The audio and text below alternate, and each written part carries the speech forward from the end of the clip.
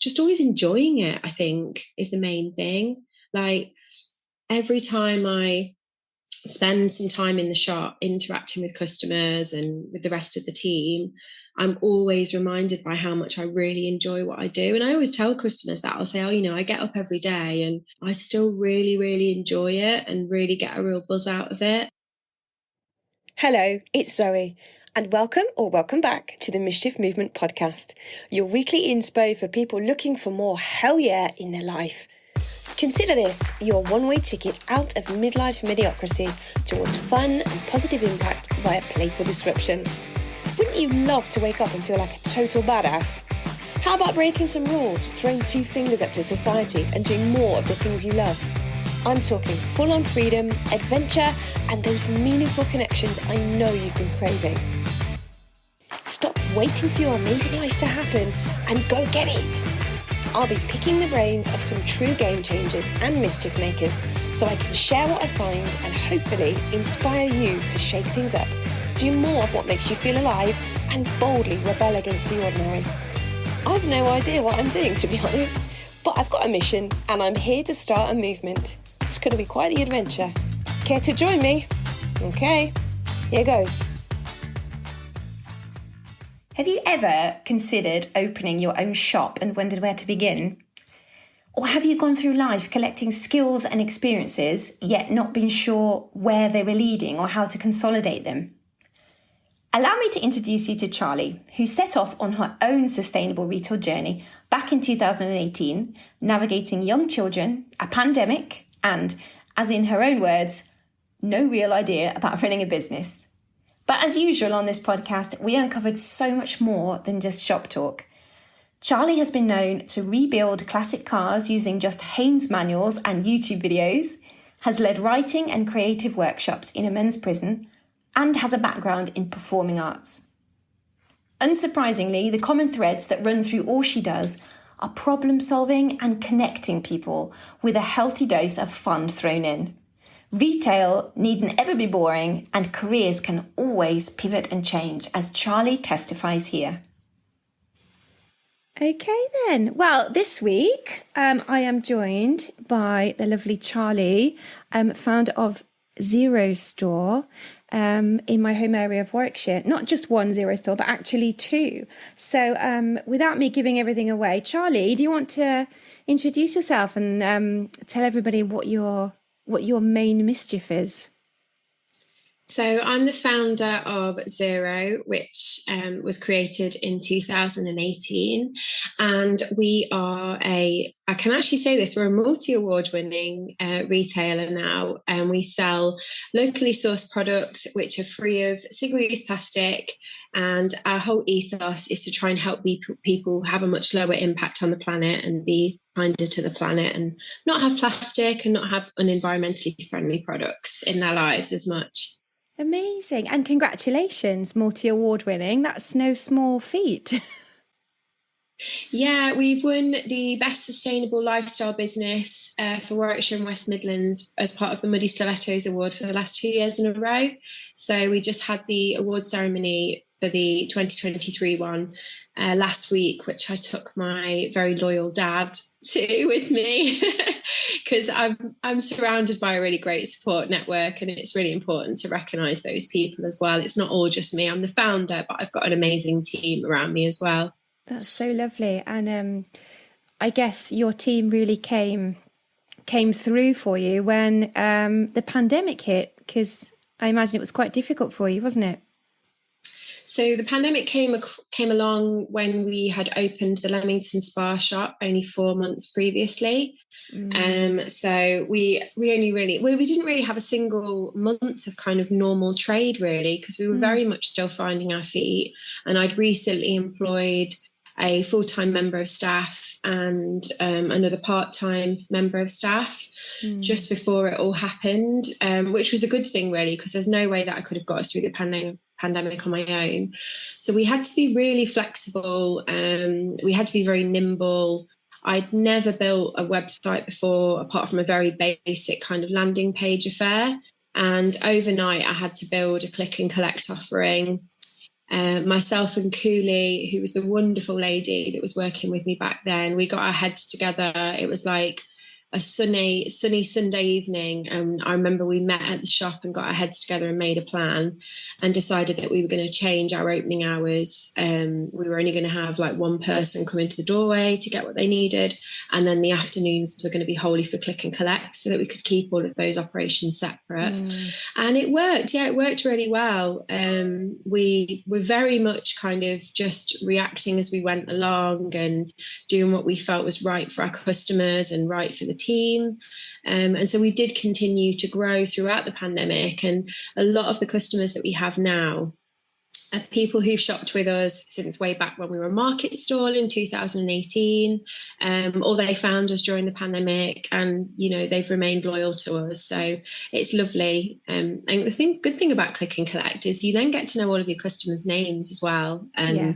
At a time when you would have thought people were being brought further apart, like we actually found small ways to safely kind of have more of a connection with our customers, which was really, really nice. Yeah, that's kind of surprising, but it's so nice to hear something positive coming out of the pandemic. Take us back to when you were a market stall or before then even. How did the whole concept of Zero come about? So it all began when my youngest son was about 8 weeks old, and I had a friend who we met working together as primary school teachers and had lots in common. And we'd met up in the park on this day, and I had like this tiny baby in a carrier, and I think my other son, who was younger than 2 at that time, was at nursery that day. And we were talking about how we'd been trying to make changes in our everyday lives to be more eco-friendly. So over the previous few months, we'd been doing things like trying to buy fruit and vegetables without plastic packaging. We'd been trying shampoo bars. We'd been making our own snacks at home for our children and ourselves instead of buying them in plastic packaging. And we were just saying to each other, wouldn't it be great if there was somewhere locally where you could take your own containers and refill them and buy the amounts you wanted and not have the packaging, and this place would have loads of things that were locally sourced as well, so that you could be connected with those businesses via the shop. And we were saying, why doesn't this exist? We really want it to exist for ourselves. Yeah. So we kind of decided on that day that we were going to make it happen for ourselves. We were going to start it up, and that's exactly what we did. So over the next 10 months, we operated via kind of pop-up events and markets from the boot of our cars. So we had a lot of kilner jars full of produce. We had a couple of sets of scales, a couple of basic card readers, and no real idea about running a business, to be honest. Yeah.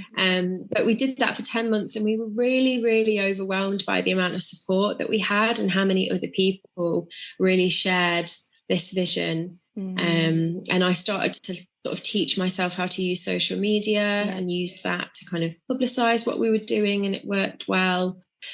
So it was a great way to start out, and it was so much fun.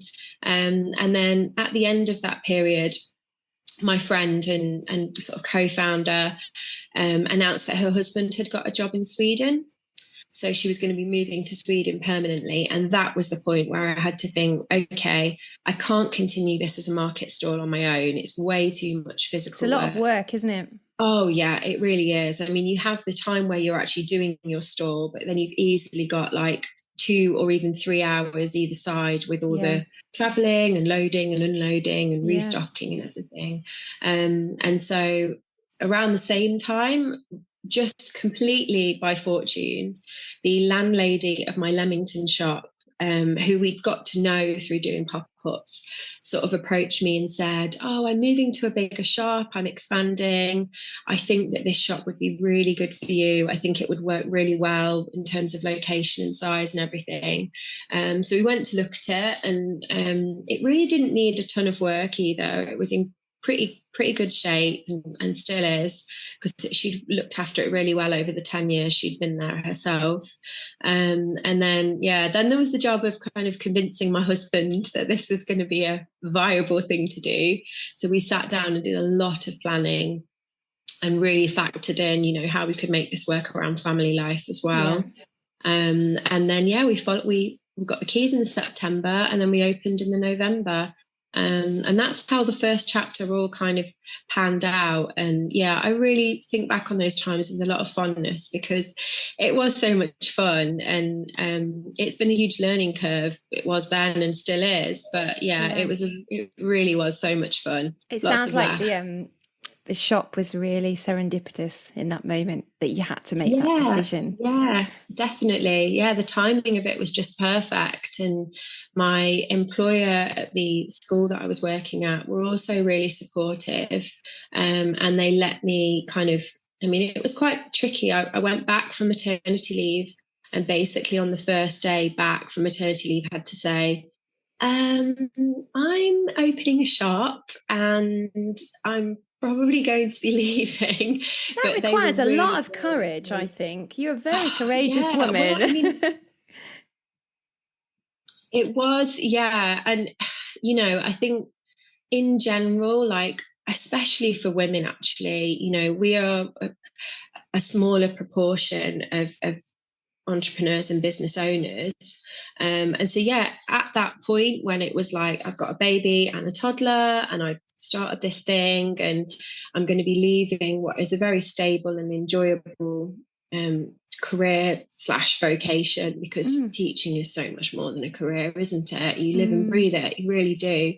And yeah, I do remember being really nervous that day, but they were brilliant, and they sort of made it work. And I had like a phased kind of leaving period, where for the part where the shop had opened but I was still working at school, I was able to go down to 1 day a week. Which was, you know, very, very kind and supportive of them, and I'm really, really grateful for that. That's fantastic. Had you always thought about running your own business or becoming an entrepreneur, or was it something that just kind of snuck up on you in that conversation with your friend? It definitely did sneak up on me. I think it was more about how passionate I was about the things that we do and the things that we offer, and that's what pulled me through. I've always been interested, maybe without even realizing it, in being more sustainable. So, you know, me and my sister were brought up with secondhand clothes, secondhand toys. I spent a lot of time with one set of my grandparents as a child, who were, you know, World War II rationing era, make, do, and mend, make things from scratch, don't waste anything. And without me even realizing, that really did kind of rub off on me. Even to the point with my grandfather, who was always tinkering. He was a massive tinkerer with like lawnmowers, cars, motorbikes, wireless radios, all those kinds too. of things.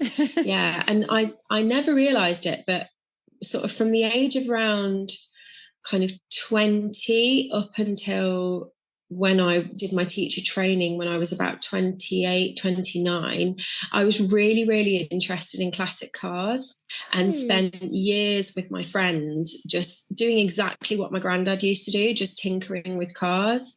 So, I mean, much to my parents' dismay, because I was constantly coming home with these really old bangers, and and then fixing them up using my Haynes manual with the help of friends and stuff. That's brilliant. And yeah, just teaching myself. And I mean, there was one summer where I had a Mark 1 Golf convertible at the time, and the engine on it I think it had done about 180,000 miles. It had loads of owners. It had been all over the place. It had been all over Europe. I'd had loads of stories from the previous owner about how much fun it had been. And I managed to rebuild the engine over the course of a summer, like when I was on holidays from my other job at the time, which was also term time only, using just a Haynes manual and YouTube. Charlie, what kind of superwoman are you? I mean, YouTube is fantastic. Like, you know, the Haynes manual's good, but then it will say refitting is the reverse of removal. And you're like, this is a 20-step process. I can't do this. But I found this Scouse guy on YouTube who was rebuilding the exact same engine in his little brick courtyard of his terraced house.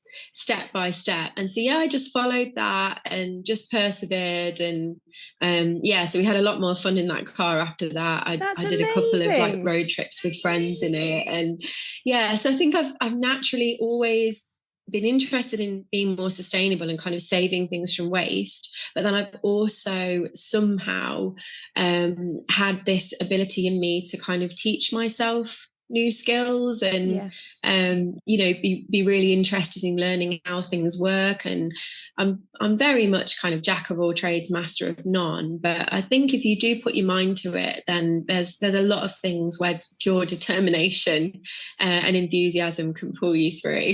Yeah, I mean, I had a conversation about being a jack of all trade with Max McMurdo on a previous episode, and in actual fact it's such a blessing because you bring so many skills to the table in whatever you do. So, you know, this whole thing about not having a particular specialism or feeling like you know, perhaps you're not as good in one thing as another, like, it's amazing. It's a skill in itself to have all of these interests and all of this experience.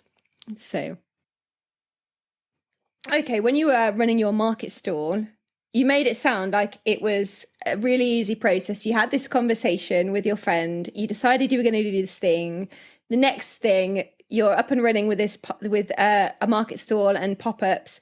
But like, what did you even do to get from that conversation to being able to have a market stall? Because where did you even source all of your stock? Was that quite a journey? Yeah, so I remember we made a very basic kind of Google form survey, which we put out via like lots of local Facebook groups. And that gave us an idea of what things people wanted. Yeah. I mean, at the time, there weren't really hardly any shops like ours around, even nationally or internationally. So we had to think about, you know, what were the essentials that would be a priority for us. And then I started to research kind of local suppliers. And I always tell people this story. I found Monsoon Estates Coffee, who were based just outside of Stratford. It's a family-owned coffee roastery. They've been roasting coffee for years. They started roasting coffee in their own kitchen at home because they wanted nice coffee for themselves. It's a really lovely story. They're such nice people. And I remember I had a chat to them via email. And then I think I bumped into them at the Fargo Village Coffee Festival in Coventry as well, like a few weeks later. And had another chat to Chris there, who is like one of the co-founders, and they invited me to go to the roastery. So I went over to the roastery on this really kind of blustery, rainy evening. Like it must have been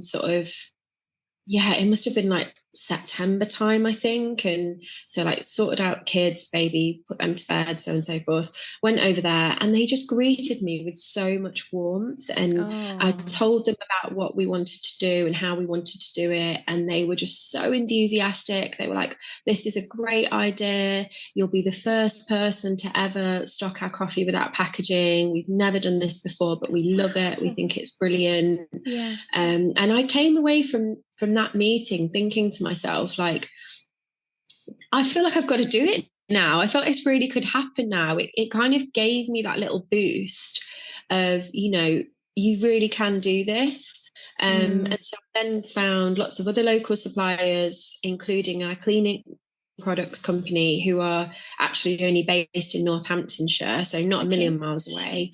And I've been to the factory there on a number of occasions. But yeah, I remember the first time that I went there, I was actually so nervous because I was like, oh, you know, it feels like these are all kind of, it's a proper business and they're proper business people. And here's me. And they were just so keen and really happy to see somebody else like buying into what they wanted to do. There's a lot to be said also for having the passion and the enthusiasm, I think, when you meet these people, because if they can see that passion shining out of your face, they start to believe in the mission as well. Yeah, definitely. And then through kind of internet research and a couple of Facebook groups, I found some Whole Foods cooperatives. So for like anything that we can't get locally, we try wherever possible to use either a family-owned business or a Whole Foods cooperative. There's none of this kind of like Costco or, you know, we don't use kind of, you know, we don't go and fill up a trolley in Tesco with things in packets and then empty them into dispensers. It was it was kind of more so than I realized straight away. It was really important to think about the supply chain.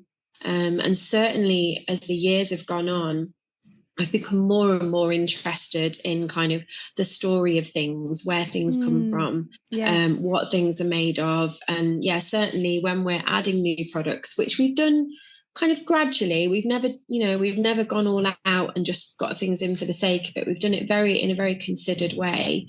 I always want to know about the people behind it, and what is it made of, and obviously want to avoid things like unsustainable palm oil or any kind of human or animal exploitation that might be part of that product. And I think as time has gone on, that's something that our customers have really, it's become kind of like a real force within the business. I was going to ask you whether that was something that mattered a lot to your customers. Yeah. So I think to begin with, it was kind of like, oh, right, we want to be plastic free. But then as time has gone on, not only having really lovely, friendly personal service, which I'm sure something we'll probably get onto later in our chat, but yeah, that real knowledge and provenance of everything that we do, and it about kind of about it being us that do that research, so that our customers don't have to. Our customers can then really rest easy and relax, and in the knowledge that we're doing the very best that we can with where we get everything from. Yeah, and I think that's key, isn't it, to running a successful business? It's one of the factors. Are you saving people time? Are you saving them money? You're doing both of those things, and you're saving them the trouble of having to go and source these products and these suppliers themselves. You're bringing it all to them, to their doorstep, practically, especially if you've got the online ordering as well. Yeah, exactly. Yeah, which was something that we only started to do just over a year ago. We'd always done click and collect since the pandemic, but with the kind of there being a real wave, unfortunately, of a lot of zero waste shops nationally closing down, it meant that there was all of a sudden a lot of people that didn't have that option locally anymore. So it felt like a natural progression for us to try and kind of fill that gap, rather than ending up using something like Amazon instead.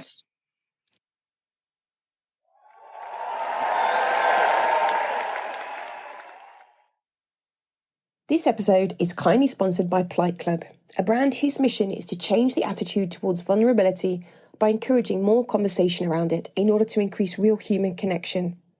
When you can express your feelings constructively, you can work through your fears, open your heart and find your place in the world. The vehicle for these conversations is clothing, or connection clothing as it's become known.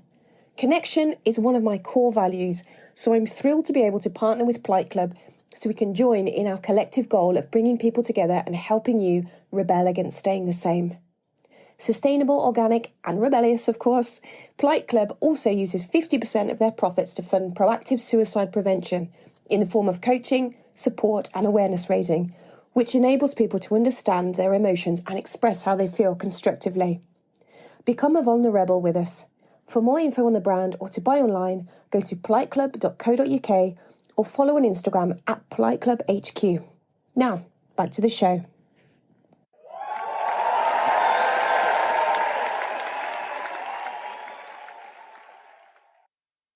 Your brand have a real sort of community vibe to it? So I am very interested and supportive of the small business community in both Leamington and Stratford. In Stratford, I'm actually part of a committee, which is a local business action group as well. And yeah, I think when it comes to social media, I'm not very good at kind of giving it the hard sell. Me personally, when I'm engaging with social media from other companies, I don't want to see like, oh, buy this, buy that, buy this, partially because that's not what our shop is all about, but also because I just don't, I feel like if you've got a following, and we have got quite a large social media following now, then it's almost kind of part of your responsibility to use that for good as well. So I'll often post about other businesses on our social media. We also work with the local food banks in Coventry, Warwick, Stratford, and there's an independent organisation called the Hope community project that we work with in Coventry as well. So they aren't linked to the food banks, therefore they don't get any of the same support. So we try to support them wherever we can. And then over the last few years, we've donated to various charities. We've done like fundraisers for charities. We've sold certain products in the aid of a charity with all the proceeds going to that. And I think it's just another way to be kind of more than a shop, if that makes sense. It's another way to kind of really, you know, have that caring ethos at the heart of what you do, and try and use your platform for good as well. Absolutely. And I think, you know, this idea of using social media to sell products, I think if you've got the client base, you don't need a hard sell, because people are buying into what you stand for. They're buying into the ethos of the brand, the good that you're putting out into the world. And, you know, it's not so much about the selling then, it's about serving them. So I know that you've got some very loyal customers. Yeah, we have. They are amazing. Yeah, they're really lovely. I mean, for example, on Sunday, I was in the Leamington shop, and because Stratford is still relatively new, I do spend kind of more of my time focused there overall. But yeah, I just had the nicest day, like all the kind of like old school regulars coming in, filling up, and, you know, putting the world to rights, and chatting and exchanging stories and recipes and tips and all those things. And I mean, when I say like the phrase more than a shop, it takes me back to when we first opened in Leamington, and this elderly lady came in and had a little look around and asked how it worked and whatnot. And then with this complete serious tone, she just went, "This isn't a shop." And I was like, "Oh my gosh." And she was like, "This is the future." And I was like, I just love that. So we've really adopted that as, you know, this isn't a shop, this is the future. And it should be much more than just transactional, you know, where people come, you know, they have a list that they need, they come get it. If they want it to be purely transactional, that is absolutely fine, you know. But then we really try to offer a bit more than that. We try to offer like a whole experience, and to really show people that we're really interested in. We're interested in them, and we're interested in what they're doing and what they need, and, you know, making sure that they're okay. And I think that's so valuable. I love the word experience. It's so valuable when you find places like that and people like you, because as you say, you don't often just want a transaction. Everybody needs a little bit more care and attention, but we rarely get it, do we? And it's something which the supermarkets are removing, you know, checkouts being replaced by self-checkouts, for example. They're going the other way. I mean, the refill trials that the supermarkets have done have never been a success, because this way of shopping, it needs people to look after it. It needs people to make sure that spills get cleaned up, or there's no cross-contamination, or that people understand the process and are confident in doing all of the weighing and everything. And, you know, the whole kind of what makes supermarkets so successful is they're huge, but they've got the minimum amount of people possible in them. So I don't think that like what we do could ever really scale to be successful in a supermarket. And in a lot of ways, that gives us a real edge. It really does. Yeah, absolutely. What do you do when, you know, things get difficult? Because it does sound like such an idyllic job to have. You've created this fantastic business. You've got an amazing community behind you and a team to support you. You're doing what you love, but there must be hard days. What do you do when you get those kind of hard days to kind of lift yourself up again?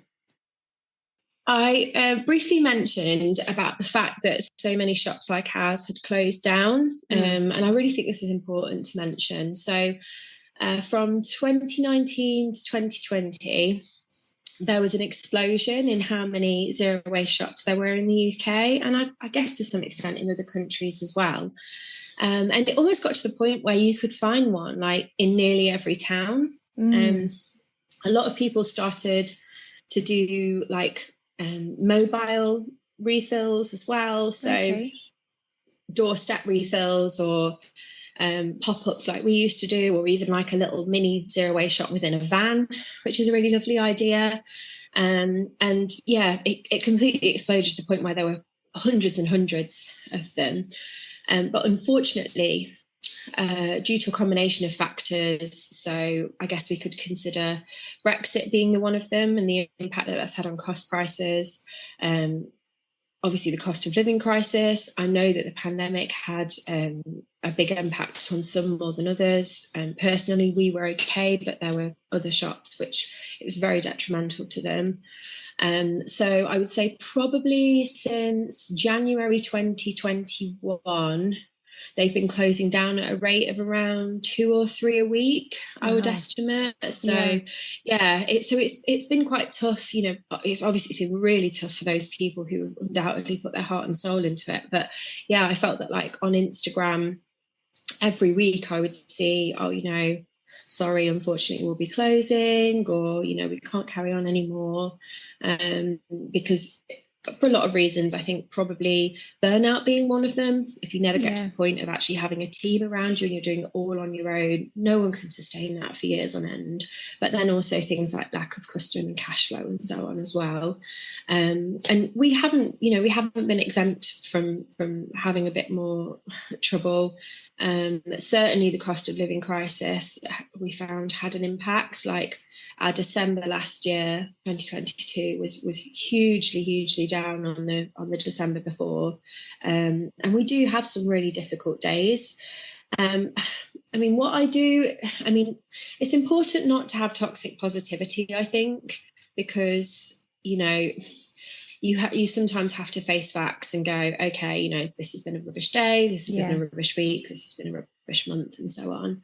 But we've really tried to innovate. So we've looked at other ways we can work with other businesses. So not only supplying businesses with our cleaning refills in a zero waste way, which has given us like a bit of extra custom, but also like collaborating with other businesses. The most notable one being that we offered, we do it every year, Mother's Day flowers with a local florist called Lois Golding, aka Little Garden Flowers. So rather than her having to do like 66 different delivery runs, we allowed people to order Mother's Day British grown plastic free bouquets via our website, or they could reserve them in store, and then they collected from, they were our customers anyway generally, and then they collected from us, and that was it's just another way to give us a little boost. My husband is, I would call, never-endingly supportive, but also with a dose of realism. Fortunately for me, he has always believed in what I've done, even though he's by no means a sustainability expert. But he's also always really valued my own personal well-being. So in October of 2020, I was actually completely and utterly burned out. And I probably realised that I needed to take a break and slow down a bit when it was already kind of 2 or 3 months after I should have done. So I was a little bit poorly then. And the team at Zero and my husband were both really, really supportive in making sure that I slowed down, started to get more rest, asked for help for things when I needed it. And that meant that now I've been in a much better place, and I can almost see the signs of when I'm doing too much coming in now. What does that look like? So being really tired, but not really feeling like I've slept very well, working constantly, morning till night, which when it's your own business is so easy to do, because the to-do list you'll never get to the end of that list. And actually it was my husband that said this to me. He was like, you do realize that you're never going to get to the end of the to-do list and go, that's it, all done. There will always be new things popping up, and it's up to you to just kind of work out what is urgent, what is important, and what's the crossover between them. And that's where you try and exist, isn't it? So that's definitely one. And then not taking time to do the things that I enjoy. So not seeing enough of my friends, not getting out in fresh air and doing physical exercise. So I'm really good now at going, actually, if I maybe do no work this day, this morning, but then decide to sit down at the laptop for an hour or two in the evening, it's not the end of the world, because it means that I can, make the most of some beautiful weather, or go and meet a friend for coffee or something like that. And so, really kind of trying to prioritize that balance. I love that, because it kind of takes us back to this whole essence of putting the fun higher up the list, which is what this, what the podcast is all about. Let's kind of take the seriousness down a notch and put fun back up a little higher. So what's that joke saying that always makes me laugh? It's I love having my own business. It means I get to choose which 16 of the 24 hours a day I work. Yes. So it's like you're right. You really have to put a limit on it. And I know that this summer we're going to have probably the best balance that we've had yet, because we're actually going away for 2 holidays in August, once to Cornwall and once to Norfolk. I've got 2 separate 5-6 day holidays planned with the kids. And that's something that I never would have dreamed of like a few years ago. Even having a weekend off or a few days in a row off then would have felt like a big thing. It sounds like it's something that you just kind of have to learn about yourself as you go, really. I doubt there are many people who start off on this entrepreneurial journey knowing completely how to set those boundaries and stick to them. I think probably it's one of those things that you just have to work your way through. Particularly when the first few years of having your own business is probably going to be where you have to put the most graft in as well. That's the point where you almost do need to give it your all and a little bit more to establish it. And so okay, we had the pandemic and a whole host of other things thrown into the mix, but I do kind of feel, sometimes it's hard to feel proud of yourself as well. I think sometimes it's like you have this blurred line between like, well, am I proud or am I actually being a bit full of myself? And I think certainly for me, I don't like that kind of, I hope I don't come across as arrogant because we've won an award, or, like we had an amazingly busy weekend this weekend, but I don't want to gloat about it or anything like that. But, it's a success that's earned, isn't it? So it's a success that's earned, and I think deservingly celebrated. I think we don't do enough of that, celebrating our wins, because we do worry too much about how that comes across. But if nobody celebrates their wins, then nobody else feels like they can either. So. And that's why I try and keep a big dose of fun in our social media as well. Like, I really want to, I don't want to be like the Alan Sugar of zero waste or whatever. I really want to put that across, that we are real people. And anyone who's watched like our Instagram reels, for example, you'll see that we do like to have a bit of a chuckle at our own expense every now and then. So I love that. Certainly me.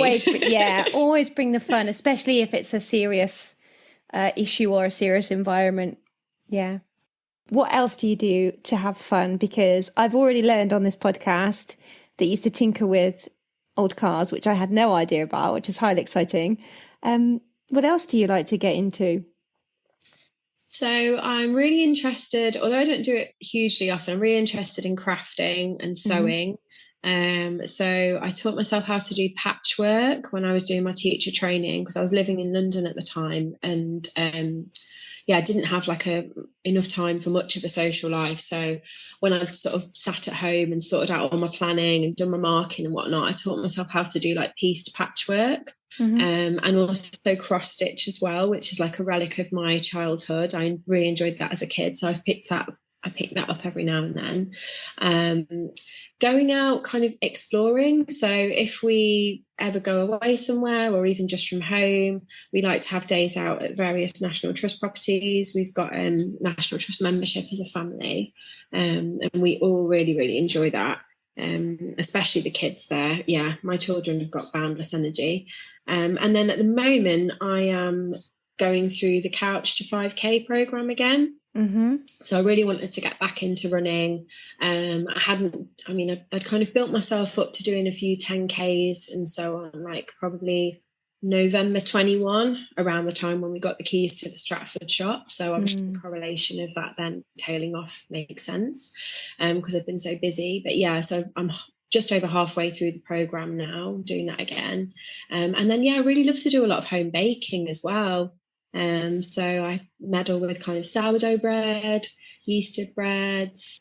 I mean, like I said about my granddad kind of inadvertently influencing me with the tinkering side of things, like his wife, my grandma on that side, was very much like a big home cook. So I think that the kind of the food side of thing kind of made its way there, and I've still got quite a few of her old kitchen bits and bobs as well, like some of her Pyrex and a really cool glass jelly mold and stuff. So yeah, those things live on here, and yeah, I really enjoy using them and just kind of exploring different recipes, whether I find them on the internet or I actually love a cookbook as well, because there's something so tactile about having the photos and kind of flicking through, and it's a certain satisfaction of that compared to just googling something and following a web page on your phone. Yeah, absolutely. And I think it's that nostalgia also that it brings in with it as well, isn't it? Making things from scratch is just another way to be low waste as well, because you don't have to have all of the packaging that comes with. And we always hire, have you heard of party kit hire? Like where you can hire, I mean, I don't know if they have it near you, but there's a few different places in Warwickshire that do it. You can hire all of the bowls and plates and cups and things instead of like buying the disposable option. Just all that waste of the plastic plates and forks and stuff. I mean, the thing I love about what you do is that you saw a problem and you and your friend were like, let's solve it. Essentially, you were sort of thinking out the box, thinking about it differently, and then using that to make a positive impact in your community, which, for me is the ultimate in mischief making. It's that sort of like, no, I'm not going to do it this way. I'm going to find a new way that's probably a better way. Have you always been a bit of a rebel, or is that, something that's come about more recently? I was model student at school, actually. But when I left school, rather than like going to the sixth form at my school, I went to a college that was in another town, sort of like 20-minute bus drive away. And I did become a bit more of a kind of a punk rocker. Like, maybe it's hard to imagine it now, but this is kind of like a mixture of the pop punk era, but then also I was really a fan of bands like The Clash and the Dead Kennedys as well. So I had like a few years of going to loads of gigs, and I suppose I've never really followed like the trajectory of most people who go through education. Like, I left senior school with good grades, then decided that I was going to do performing arts at college. So I wasn't like your standard kind of like maths, English kind of girl. So I went to a BTEC in performing arts there, which I really, really enjoyed. And that was, well and truly my kind of like punk phase.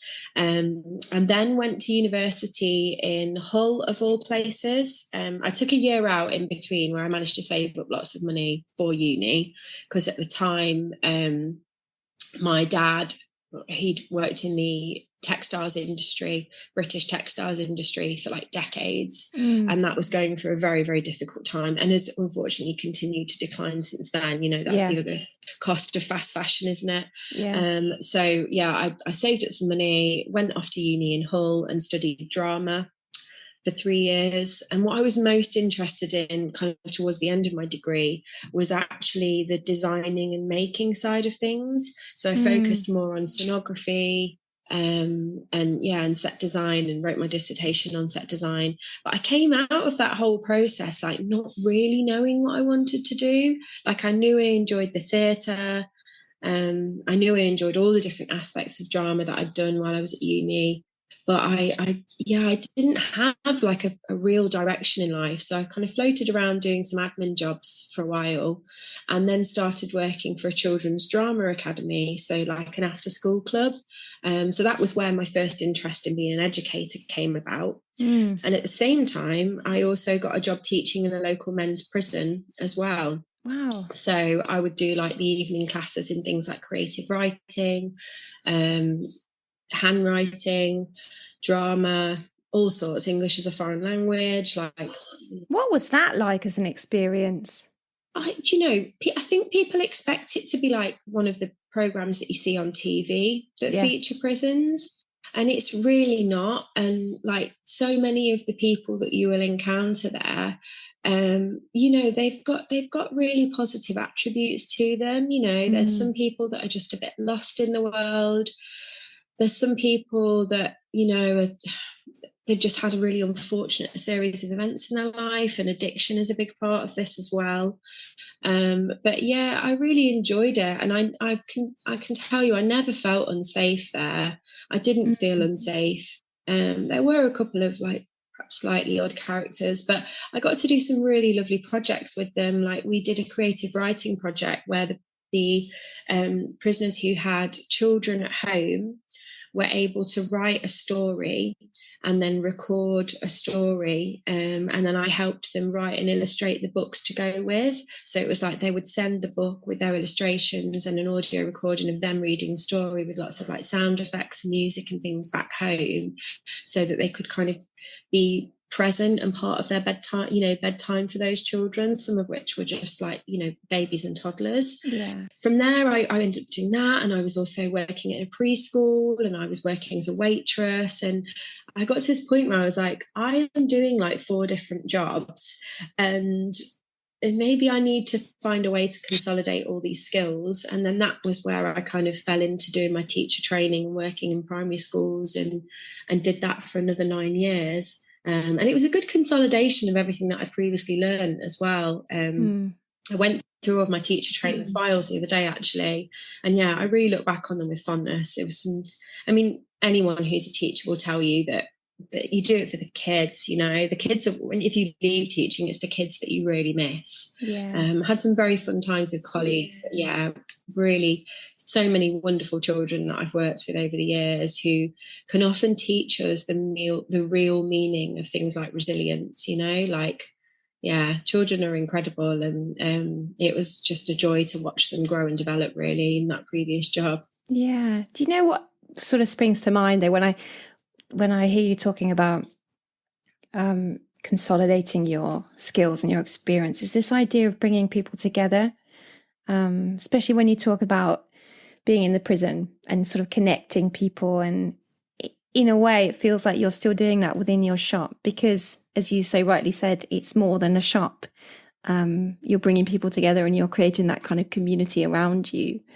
Where do you think you're going to take it next? That's a really good question. As we hopefully get a little bit of kind of economic recovery in the UK, I certainly haven't got any plans to expand it further in terms of the physical side of it. I would love our online orders to continue to grow. They have grown since we started to do that a year ago. But yeah, a steady growth of those would be great, because we do find that when the days when the shop's a bit quiet, having some of those to pick up on is it can be a real godsend. Yeah. But for me, I just want to continue to have quality time with my family and friends, and to have a staff team that feel happy and valued, which is really, really important. And we do have a lot of fun. We have a lot of laughs, and there's been various kind of formations of the team over the years as people's circumstances have changed, and people have come and gone for a whole wide variety of important reasons, like finishing studying, or like Cooley moving to a different part of the country. She moved down to Devon. So yeah, just always enjoying it, I think, is the main thing. Every time I spend some time in the shop interacting with customers and with the rest of the team, I'm always reminded by how much I really enjoy what I do. And I always tell customers that. I'll say, I get up every day, and okay, I do work hard, and I do sometimes put in long days and long weeks and so on, but I still really, really enjoy it and really get a real buzz out of it. And so that's kind of my main goal, really, to just carry on enjoying it, and hopefully as a business will continue to be viable and in different ways successful, because you have to rewire your brain and not see it all as sales or success. I think there's many, many ways to measure success, and sometimes we don't always do enough of that as small business owners, do we? Yeah. To just continue. I have written an ebook about like starting points for sustainability. I kind of went on a Federation of Small Business workshop day where it was about, different ways that you can like share your knowledge and expertise. And I was like scribbling notes down, and then got home and like, yeah, I've created this ebook. So I want to share that at some point in the next few weeks. And it's not a paid for thing, it's a free thing, but I just hope that it'll be a way to kind of continue, like you say, to educate and bring people together in different ways. Fabulous. In terms of your store, have you thought about bringing in some of your theatre experience into that store to create something that is kind of fun? Because I can totally see the two things working together. Well, we have put, it's hard for me to describe over audio without someone actually experiencing it. But when I tell you that we have put so much thought into the way that people interact with the actual physical space of the shop. So both times I've had some help from a local lady who is an interior designer. She's just, when she talks, you just listen. She's just so knowledgeable. And so I've kind of joined forces with her, and we've both put in the things that we thought the shop needed. But yeah, everything from like the flow of the space, the use of the ceiling height in the Stratford shop, the materials that we've used, so to make it tactile, make it hard wearing, make it clean. And then, there are certain points within the shop where you interact with things, like the peanut butter machine being one, for example, where it's a piece of theatre. You put a jar underneath, you press a button, there's nuts in the top, and peanut butter comes out, and it's just magical. So all those different aspects, which I'm sure customers never really notice, but the lighting and every shop display you create is a piece of theatre in its own right, isn't it? So oh, it's wonderful to hear you say that. The rainbow of brightly coloured water bottles and the various house plants that we have kind of living existence with us. And so I can totally see why you think that, and I completely agree with you. Amazing. Charlie, where can people find out more about you, or indeed come and visit your store? So our Leamington shop is located at 41 Russell Street, and our Stratford-upon-Avon shop is 20B Rother Street, which really handily is directly opposite the American Fountain, which is very much a landmark in the centre of Stratford-upon-Avon. You can find us on Instagram and Facebook, and now Threads, at zerostore.uk. So do feel free to follow us on there. And then our website is really easy to remember. It's zerostore.co.uk. And on there you can find all of the lovely products that we stock, but you can also access the blog, which has a whole host of information on there. So there's recipes, there's how-to guides, there's interviews with suppliers, all sorts. Perfect. Because I was going to ask you, where does somebody even start with, their sustainable journey? But it sounds to me like you've covered that with your resources on your website. I try to do that, because if people say, how do I use this product? It's all well and good me telling them in the shop, but it's a bit of an information overload. So we have it on our website, and then we do have some QR codes in the shop that people can scan to take them to the guide, or we can point them in that direction. And it works really, really well then to make those products a bit more accessible. Perfect. It's been wonderful to meet somebody so passionate about what they're doing and making such a positive impact in their community. Thank you. Thank you so much. Thanks so much for having me on. I've loved it. So before I go, here are your takeaways from the interview with Charlie. Number 1, surround yourself with a great support network. Number 2, do your planning. Whatever you're starting, factor in all the numbers and how it can fit around your life or your family. Number 3, don't be afraid to swap regular stability for your dream. You don't have to quit. You might be able to phase out gradually and make it easier to take the leap. Number 4, do your research. Survey your ideal customers. Find out what they really want. 5, Don't be afraid to approach the bigger businesses and the more experienced people. Shared values and ideas will really give you something to connect over. Number 6, if you have any sort of following, use that platform as a force for good. It's not just about making a quick sale. Collaborate with other businesses. It can make financial sense, but it can also offer a better service to your customers. Number 8, take the time to do the things you enjoy and rest when you need. Prioritize creativity and your well-being. And number 9, there are many ways to measure success.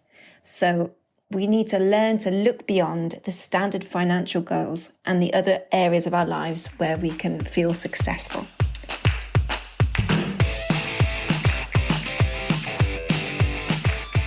I hope you loved today's episode and it made you think differently, or perhaps nudged you into changing something in your life that's not working for you. I'd love to give you a shout out right here on the podcast too. So let me know what you think, what you'd like to hear more of, or how you've been inspired by what you've heard. Let's keep in touch over on Instagram at Mischief and Hyde, or sign up to my newsletter at zoegreenhalgh.com. If you're enjoying being part of the Mischief movement, please consider telling a friend or leaving me a review wherever you download your episodes, which will seriously help my mission to inspire and empower more people like us to choose mischief over mediocre. Ciao!